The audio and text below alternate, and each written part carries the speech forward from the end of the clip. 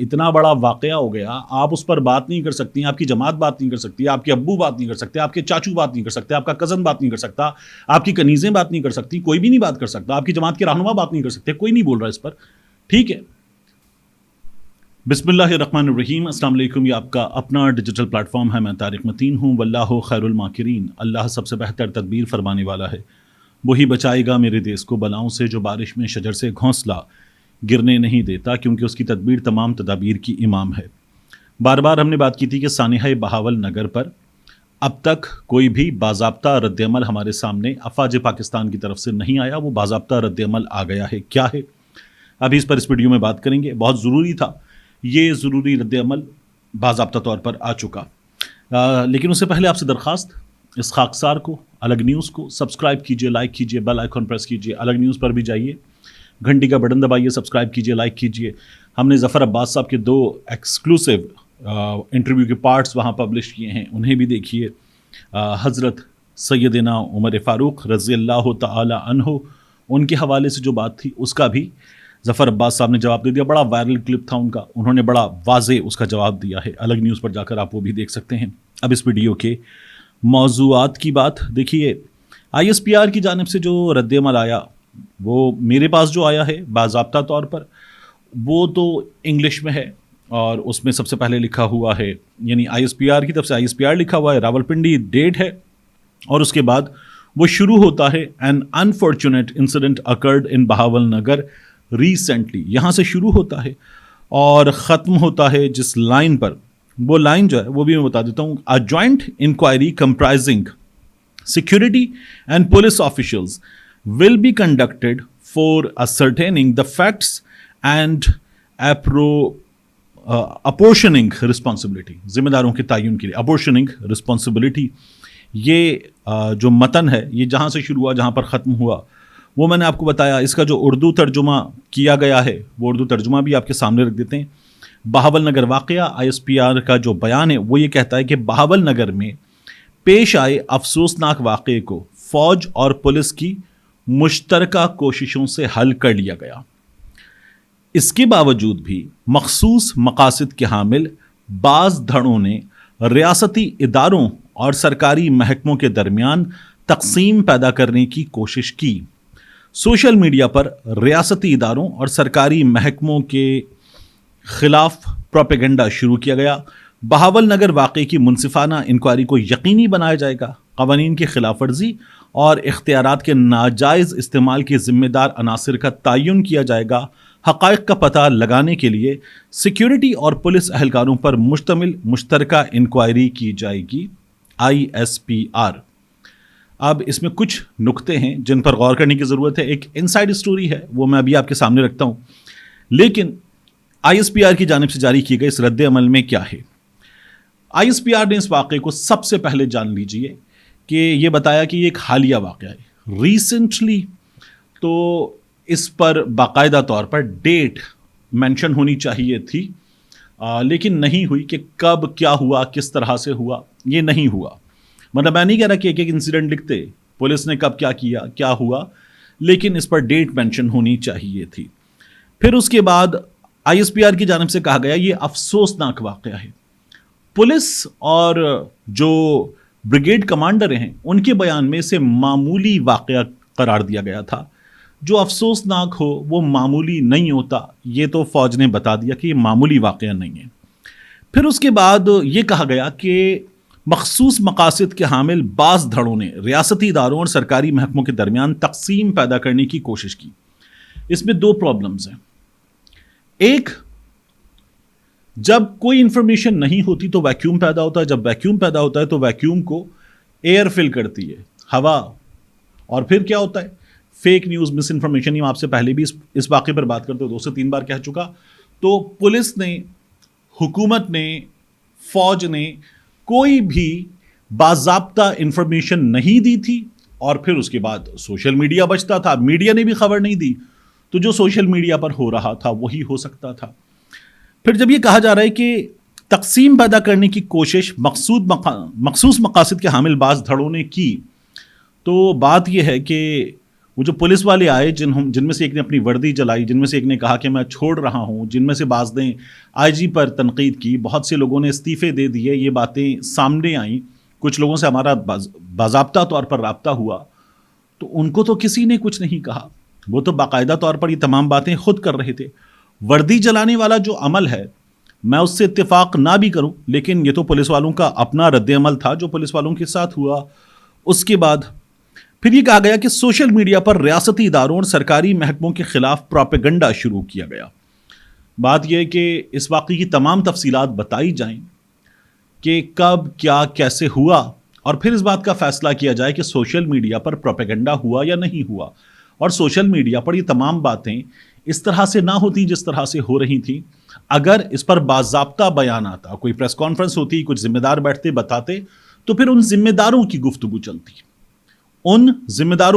چلتی، ٹیلی vision channels اس کو باضابطہ کور کرتے، لوگوں کے انٹرویوز ہوتے، تو وہ انٹرویوز، ان کے کلپس وغیرہ سوشل میڈیا پر چلتے، تو پھر ویکیوم اس طرح سے پیدا نہ ہوتا۔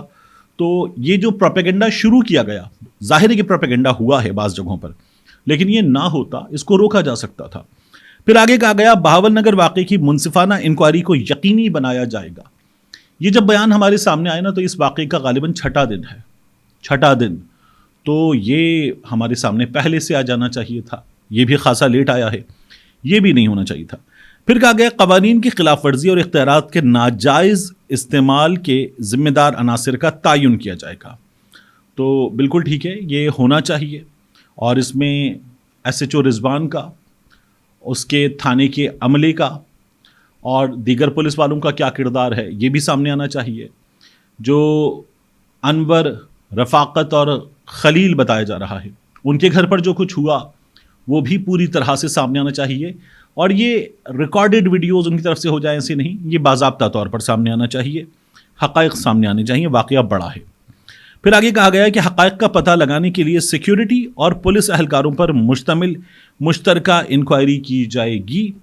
یہ بھی بہت ضروری ہے کہ یہ انکوائری ہو، لیکن اس انکوائری سے پہلے ہی اس کو تقریباً کنکلوڈ کر دیا گیا، یہ جو ہے نا معاملہ حل کر لیا گیا۔ اس پر بھی پولیس اہلکار خود سوال اٹھا رہے ہیں کہ جب آپ نے پاک فوج زندہ باد، پنجاب پولیس زندہ باد، پاکستان زندہ باد کے نعرے لگوا دیے ہیں، تو پھر اس کے بعد جو انکوائری ہے، اور یہ ظاہر ہے کہ یہ نعرے لگنے چاہیے، لیکن اس کے بعد انکوائری جو ہے وہ اب کیا ہوگی، کیونکہ معاملہ تقریباً ختم کر دیا گیا، تو ذمہ داروں کا تعین بہت ضروری ہے، انصاف بہت ضروری ہے، اور انصاف شاید سب سے بڑی چیز ہے انسانوں کے درمیان، تو وہ انصاف ہونا چاہیے تھا۔ اب میں نے خود اس کی 2 سے 3 سورسز کو ملا کر، مقامی رپورٹرز کو ملا کر، اور کچھ پولیس والے دوستوں سے، کیونکہ اس کے علاوہ جو پارٹی، ان سے اس طرح سے انفارمیشن کا حصول ممکن نہیں تھا، ان میں سے بعض ظاہر ہے کہ سابق جو آفیسرز ہیں ان سے مل جاتی ہیں انفارمیشن، تو میں نے خود کچھ چیزیں معلوم کی، وہ میں آپ کے سامنے رکھ دیتا ہوں۔ بہاول نگر کا یہ جو نواحی علاقہ ہے، اس کا نام ہے چک سرکاری۔ یہاں پر سابق ایس ایچ او، چونکہ وہ معطل ہو گیا، رضوان، تھانہ مدرسہ رضوان عباس، ان کے ساتھ اے ایس آئی نعیم، وہ جو زمین پہ پڑا ہوا تھا اپنا نام بتا رہا تھا، اور دیگر ملازمین نے، تاریخ تھی 8 اپریل، چھاپے کے دوران چار دیواری کا تقدس پامال کیا، خواتین کے ساتھ نازیبا اور تشدد کا رویہ اختیار کیا۔ یہاں پر ڈی پی او نصیب اللہ خان، ان کے حکم پر جو چھاپا مارنے والے ایس ایچ او اور دیگر اہلکار ہیں، ان کے خلاف ایف آئی آر درج کر لی گئی، انہیں گرفتار کر لیا گیا۔ پھر نئے ایس ایچ او آ گئے تھے۔ ایف آئی آر فرائض میں غفلت برتنے، غیر قانونی حراست میں رکھنے کی جو دفعات ہیں، ان کے تحت ایف آئی آر درج کی گئی۔ ابھی جو ڈی پی او نصیب اللہ خان، انہوں نے اس واقعے میں ملوث ایس ایچ او اور دیگر اہلکاروں کو معطل کر دیا اور ڈپارٹمنٹل انکوائری کا حکم دے دیا۔ ابھی تک کیا ہوا ہے کہ ہمیں یہ پتا چل رہا ہے کہ پولیس والے گئے، انہوں نے چھاپا مارا، اس میں نے آپ کو بتایا تھا ایک مس کیریج کی خبر بھی آ رہی ہے، ایک بازو ٹوٹنے کی خبر آ رہی ہے، ایک آنکھ انجرڈ ہونے کی خبر آ رہی ہے۔ تو یہاں تک ہوا یہ کہ کارروائی کا حکم دے دیا۔ اب یہ جو نیا ایس ایچ او آیا رضوان کی جگہ، سیف اللہ حنیف صاحب کی مدعیت میں یہ ایف آئی آر درج کی گئی۔ یہ جو اے ایس آئی ہیں محمد نعیم، انہوں نے اہلکاروں کے ساتھ 8 اپریل کو چک سرکاری میں محمد انور جٹ، ان کے گھر پر رفاقت کی گرفتاری کے لیے چھاپا مارا تھا۔ گھر والوں نے مزاحمت کی اور ایک پولیس اہلکار کو کمرے میں بند کر دیا. اب اسٹوری کا آپ کے سامنے دوسرا رخ آ رہا ہے. اسٹوری کا دوسرا رخ. ایک اہلکار کو کمرے میں بند کر دیا. ASI محمد نعیم نے SHO رضوان عباس کو موقع پر بلوا لیا. اب یہ کہا جا رہا ہے کہ SHO رضوان عباس گیا تھا. ہمارے ایک مہربان ہیں انٹرنیٹ پر بریگیڈیئر ریٹائرڈ اشفاق صاحب, وہ جو ہے وہ بھی یہ چیزیں بتا رہے تھے اور ان کا یہ کہنا تھا کہ رضوان گیا تھا. رضوان نہیں گیا تھا, رضوان بعد میں بلایا گیا تھا. تو ان کو بلا لیا ASI محمد نعیم نے. SHO رضوان عباس, پولیس اہلکار, یہ لوگ پھر بتایا یہ جا رہا ہے کہ دیوانے پھلانگ کر انور کے گھر میں داخل ہو گئے. پولیس نے گھر میں موجود خواتین کے ساتھ نازیبا رویہ اختیار کیا. پھر اہل علاقہ جمع ہو گئے. اب اس میں اسٹوری میں ایک چیز اور بھی بتائی جا رہی ہے کہ اندر انور, رفاقت, ان میں ایک اور بھائی ہیں خلیل غالباً نام ان کا بتایا جا رہا ہے, یہ لوگ جو تھے انہوں نے پھر مل کر ان اہلکاروں کو قابو بھی کر لیا تھا. اہل علاقہ کا یرغمال بنایا. SHO رضوان عباس کی ویڈیو بھی بنائی. وہ جو ویڈیو ہے نا جس میں یہ لوگ چارپائیوں پہ بیٹھے ہوئے اور ویپن کتھے تیرا, اور پھر اس میں کچھ ایک بزرگ خاتون آتی ہیں واقعی کہتی ہیں مجھے بھی لاتیں ماری تھیں, یہ وہ ویڈیو ہے. تو ویڈیو بھی بنائی. پولیس کی بھاری نفری موقع پر پہنچ گئی. ایلیٹ فورس نے SHO رضوان عباس اور دیگر پولیس اہلکاروں کو آزاد کر لیا. اب پولیس مزید آئی, انہوں نے آزاد کروا لیا. گھر میں موجود افراد کو تشدد کا نشانہ بنایا, گرفتار کر لیا. پولیس محمد انور جٹ, اس کے بیٹے آرمی ملازم محمد خلیل, ان کا ایک اور بھائی یہ اینٹی نارکوٹکس فورس میں ہے, ANF میں. بتایا یہ جا رہا تھا سوشل میڈیا پر کہ 2 لوگ ان کے SSG کمانڈو ہیں, نہیں, ایک بھائی ان کا ANF میں ہے, ملازم ہے محمد ادریس, اور دیگر یہ لوگ گرفتار ہو گئے. پولیس ان کو ساتھ لے گئی. پولیس نے ان پر تشدد کیا. خواتین سمیت 23 افراد کے خلاف مقدمہ درج کر لیا گیا. پھر پولیس نے زیر حراست افراد کو کسی بھی عدالت میں پیش نہیں کیا. یہ مصدقہ بات ہے.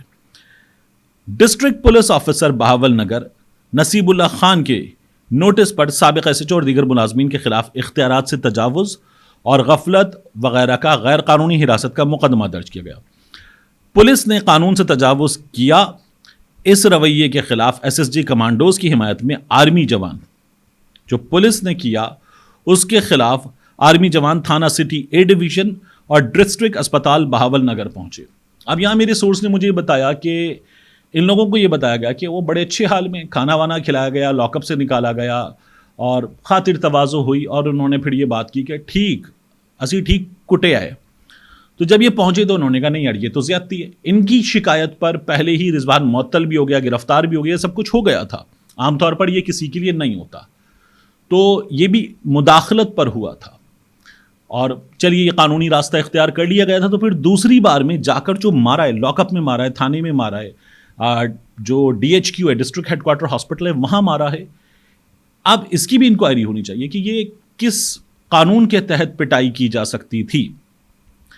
اور پھر اعلیٰ سطح کے مذاکرات ہوئے.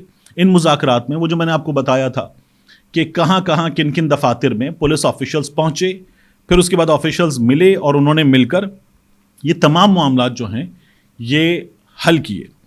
تو اعلیٰ سطح کے مذاکرات میں عسکری اور سویلین فورسز کے درمیان واقعے کو معمولی چپقلش قرار دیا گیا. یہ پولیس نے پھر وضاحت کی تھی اس کی. تمام واقعات کی اعلیٰ سطح کی انکوائری کا آرڈر کر دیا گیا ہے. پاک فوج اور پولیس کے جوانوں نے پاکستان زندہ باد کے مشترکہ نعرے لگائے. یہ جو متاثرہ فیملی ہے اس کا یہ کہنا ہے کہ ہمارے مخالف عابد نامی مقامی رہائشی کی ایما پر پولیس نے ہمارے گھر پر دھاوا بولا. اور اس میں یہ بتایا جا رہا تھا کہ کچھ مجرمانہ سرگرمیوں کے معاملات تھے اس لیے دھاوا بولا گیا تھا. فیملی یہ کہہ رہی ہے کہ عابد نامی ایک بندہ ہے, اس کے کہنے پر یہ سب کچھ ہمارے ساتھ کیا گیا تھا. تو یہ اندرونی کہانی اور فوج کا پہلا رد عمل آیا. اس کے بعد ہمارے سامنے سچویشن ہے.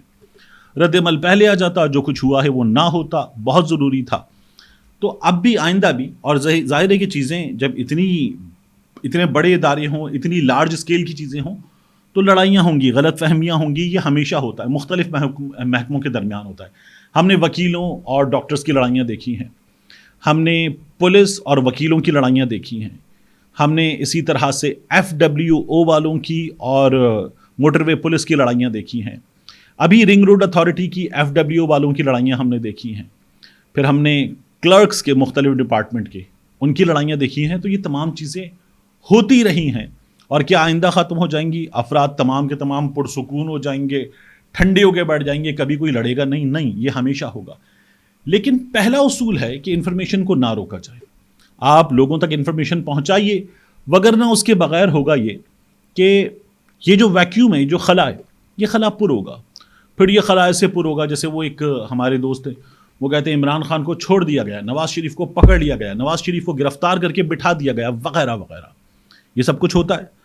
تو اگر انفارمیشن جو ہے اس کا فلو روکا جائے گا تو پھر جو ہوا ہے یہی ہوگا. ہم ویسے بھی، میں نے پہلے بھی عرض کیا تھا، نہیں ہے سعودی عرب، ہم کویت نہیں ہیں، ہم گلف کنٹریز والا حال ہمارا نہیں ہے. اگر ہم نام نہاد ہی صحیح لیکن جمہوریاں ہیں تو پھر ہمارے یہاں چیزیں جو ہے وہ جمہوری انداز میں ہونی چاہیے.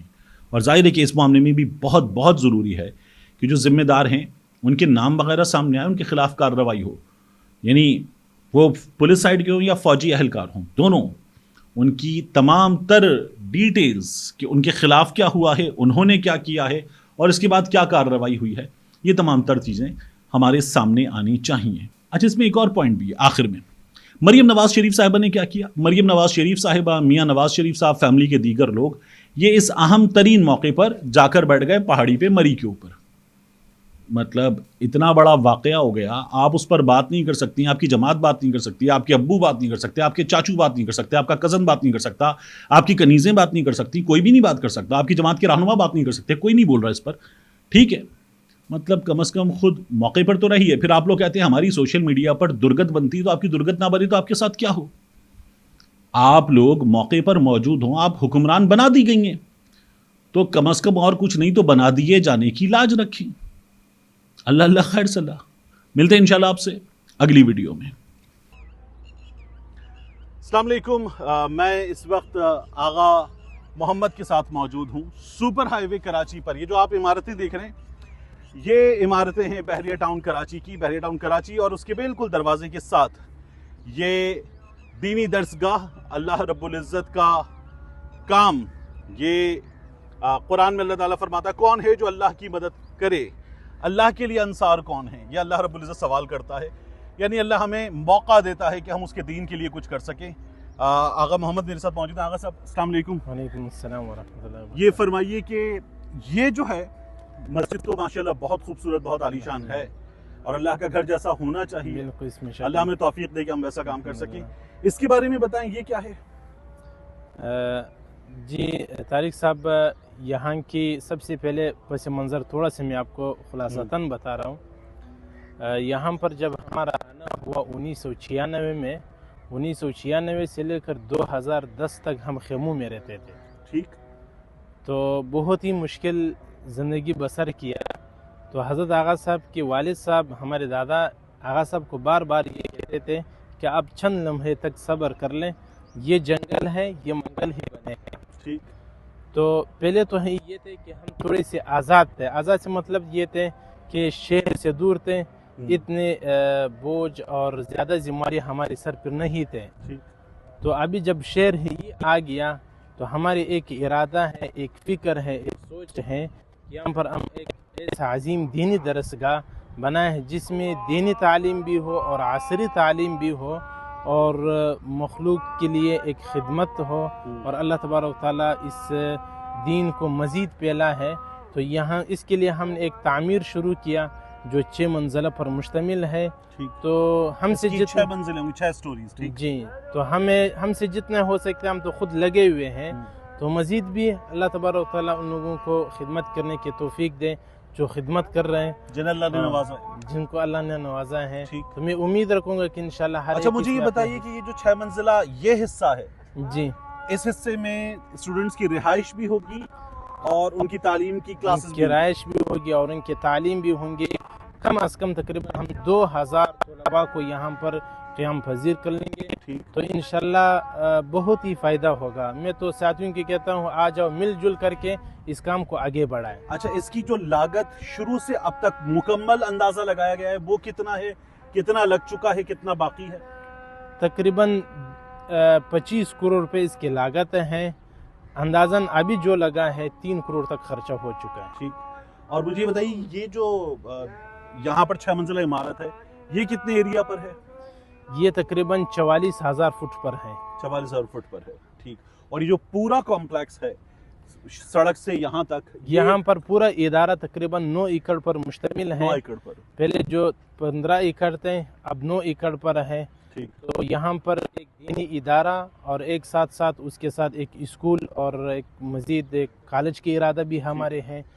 تو بسا اوقات سب کچھ تو ہم ذمہ داری پہ نہیں لے سکتے ہیں کہ سب کچھ ہم خود ہی کر لیں. بالکل. تو ساتھ ساتھ چلنے والے ہوں تو پھر انشاءاللہ گاڑی چلے گا انشاءاللہ. اللہ تبارک و تعالیٰ ان لوگوں کو بھی جزائے خیر دے. دعا کریں گے. میں خود یہاں پر آپ نے حکم دیا تو میں حاضر ہوا، اور کچھ اور دوستوں کو بھی انشاءاللہ یہاں پر لے کر آئیں گے.